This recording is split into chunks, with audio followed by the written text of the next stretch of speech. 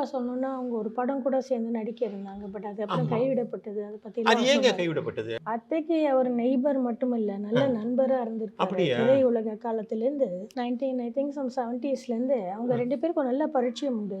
உண்டு. அத்தை மேல ரொம்ப ஹை ரிகார்ட்ஸ் வச்சிருந்தாரு. நெறைய இடத்துல அவங்கள பத்தி அடிக்கடி பேசுவாரு. ஸோ அதனால எனக்கு வந்து அவர் வந்து அம்மா மேல ஒரு நல்ல அன்பு, பாசத்தோட இருந்த ஒரு மனிதர். அவங்கள பத்தி ஹை ரிகார்ட்ஸ் உள்ளவர்ன்றதுனால நான் அவர அழைச்சேன். அது மாரி துறையில நெறைய பேர் அழைச்சேன்.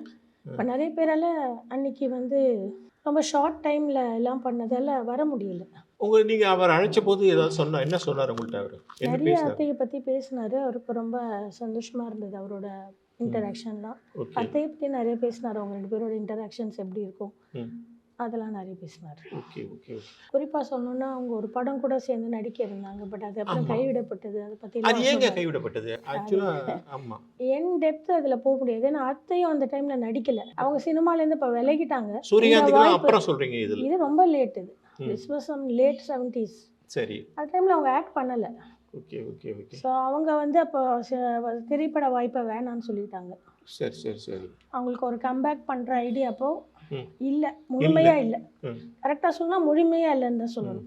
ஏன்னா நதியை தேடி வந்த கடல்னு ஒரு படம் பண்ணாங்க. ஆமா. ஒரு சில அப்ப இருந்த நண்பர்கள் அவங்களுடைய க்ளோஸ் ஃப்ரெண்ட்ஸ் எல்லாம் அவங்கள கொஞ்சம் கட்டாயப்படுத்துனதால அந்த படம் நடிச்சாங்க. சரி, சரி, சரி. பட் அவங்களுக்கு முழுமையா சினிமால மீண்டும் நடிக்கணுன்ற ஆர்வம் இல்ல.